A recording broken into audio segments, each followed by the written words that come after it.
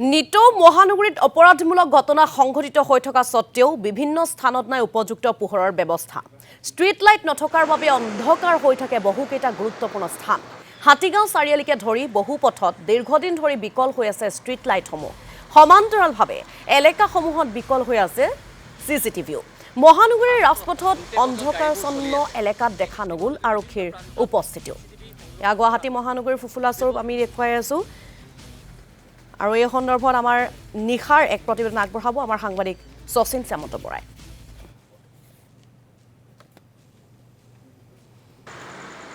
সময় 1:13। মাজনিশা বৰ্তমান মই গুৱাহাটী মহানগৰীৰ হাতীগাঁও চাৰিআলিত উপস্থিত আছোঁ। পুনতে আমি প্ৰটিন টাইমৰ দৰ্শকসকলক এটা দৃশ্যাংশ দেখাবলৈ যত্ন কৰিম। এয়া হৈছে হাতীগাঁও চাৰিআলিৰ বৰ্তমানৰ পৰিৱেশ। নিশা এক ঘোৰ অন্ধকাৰ হৈ আছে। আপোনালোকে দেখিছে, আমি যদি আমাৰ কেমেৰাৰ লাইটটো বন্ধ কৰি দিওঁ তেন্তে আপোনালোকে এক ঘোৰ অন্ধকাৰময় পৰিৱেশ দেখিব। নিশা এনেদৰে গাড়ী ঘোঁৰা চলি আছে, দুটা বজাত গাড়ীবোৰ চলি আছে। কিন্তু এই ঠাইত বৰ্তমান সময়ত কোনো আৰক্ষী বিষয়া আমি দেখিবলৈ পোৱা নাই, যান বাহন আৰক্ষী দেখিবলৈ পোৱা নাই।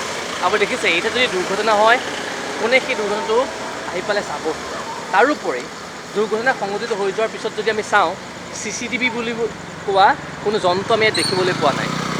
গুৱাহাটী মহানগৰীৰ স্মাৰ্ট গুৱাহাটীৰ অধীনত বিভিন্ন প্ৰান্তত CCTV ব্যৱস্থা কৰা হৈছিল। তাৰোপৰি গুৱাহাটী মহানগৰীৰ বিভিন্ন প্ৰান্তত CCTV সংৰোপণ কৰা হৈছিল বা ব্যৱস্থা আছে। কিন্তু আমি হাতীগাঁও চাৰিআলিত বৰ্তমান সময়ৰ দৃশ্যাংশ দেখুৱাইছোঁ। এই ঠাইত যদি ধৰি লওক দুৰ্ঘটনা হয়, কিন্তু দুৰ্ঘটনা হৈ যোৱাৰ পাছৰ যিটো পৰিৱেশ, কেনেকৈ আৰক্ষীৰ লোকসকলে তেখেতসকলে তদন্ত আৰম্ভ কৰিব। এই দেখিছে, আমি পৰিৱেশটো প্ৰটিন টাইমৰ দৰ্শকসকলক দেখুৱাইছোঁ। নিশা 1 বাজি গৈছে আৰু বৰ্তমানলৈকে আমি বিভিন্ন প্ৰান্তত বৰ্তমান ঘূৰিছোঁ, কিন্তু ট্ৰেফিক আৰক্ষীয়ে হওক আৰক্ষীৰ লোক দেখিবলৈ পোৱা নাই।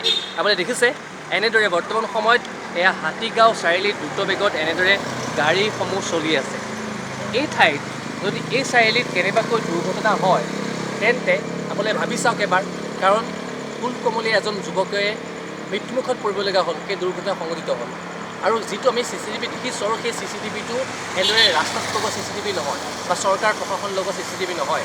ব্যক্তিগত ঘৰৰ পৰা সেই CCTVৰ ফুটেজ সংগ্ৰহ কৰিব লগা হৈছে, তাৰপিছত প্ৰমাণ পোৱা গৈছে। কিন্তু আমি যিহেতুকে বৰ্তমান সময়ত আমি হাতীগাঁও চাৰিআলিত উপস্থিত আছোঁ, যদি অলপ সময় মোৰ আমাৰ ভিডিঅ' জাৰ্নেলিষ্ট দীপেন নাথক মই অনুৰোধ কৰিম, যদি তেখেতে এই যদি আমাৰ ডিংকি লাইট বা কেমেৰা লাইটটো বন্ধ কৰি দিয়ে, আপুনি নিশ্চয় অনুমান কৰিব পাৰিব। আপুনি দেখিব এই গোটেই অন্ধকাৰময় হৈ যাব। অলপ সময়ৰ কাৰণে বন্ধ কৰি দিছে, আপুনি দেখিছে অন্ধকাৰময় হৈ গৈছিলে। এয়া হৈছে আজিৰ দিনটোৰ বৰ্তমান সময় হাতীগাঁও চাৰিআলিৰ পৰিৱেশ। এই ঠাইত দুৰ্ঘটনা হ'লে কোনে সেই দুৰ্ঘটনা নিয়ন্ত্ৰণ কৰিব? ইয়াত না CCTV ব্যৱস্থা আছে, না ইয়াত কোনো লাইটৰ ব্যৱস্থা আছে।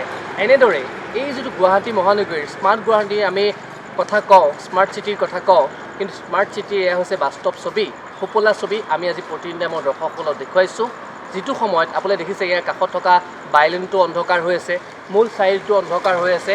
যিটো সময়ত গুৱাহাটী মহানগৰীৰ দ্ৰুত হাৰত এই দুৰ্ঘটনাজনিত ঘটনা সংঘটিত হৈ আহিছে, ইয়াৰ মূলতে এইবোৰেই কাৰণ।